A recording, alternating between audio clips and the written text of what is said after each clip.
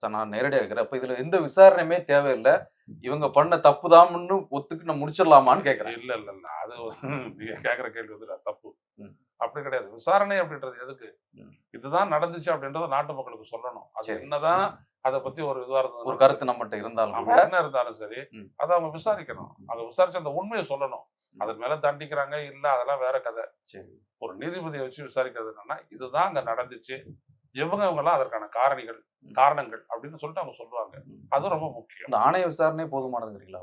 ஆமாங்க ஐயா, ஆணைய விசாரணை போதுமானதுதான். அதுக்கப்புறம் நடவடிக்கை எடுக்குது இல்லை அப்படின்றது வந்துட்டு சிபிஐ விசாரணை போதுமா?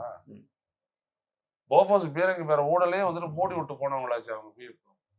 அது அந்த சிபிஐ இல்ல இதுக்கு முன்னாடி எல்லாருக்குமே ரெண்டு சைடு. இதே நீதிபதி தலைமையில் நடந்த அருணா ஜெகதீசன் ஆணையத்தின் ரிப்போர்ட் மேல என்ன நடவடிக்கை எடுத்து நீங்களே கூட கேள்வி எழுப்பிருக்கீங்க. அதனால நான் கேட்கிறேன். ஆமா ஆமா அவங்க சரியா சொல்லிட்டாங்க. இல்ல அவங்க ரோலை நான் வந்து கொஸ்டின் பண்ணல. ஆமா அவங்களுடைய பணி அவங்க செஞ்சாங்க. பட் அதனுடைய நடவடிக்கை இது இந்த அரசு தானே இருந்துச்சு. ஆமா. என்ன நடவடிக்கை நம்ம எடுத்துச்சு? ஆமா இந்த அரசு தான் எடுக்கல. இந்த அரசு தான் நம்ம அழுத்தம் கொடுக்கணும்ன்றேன்.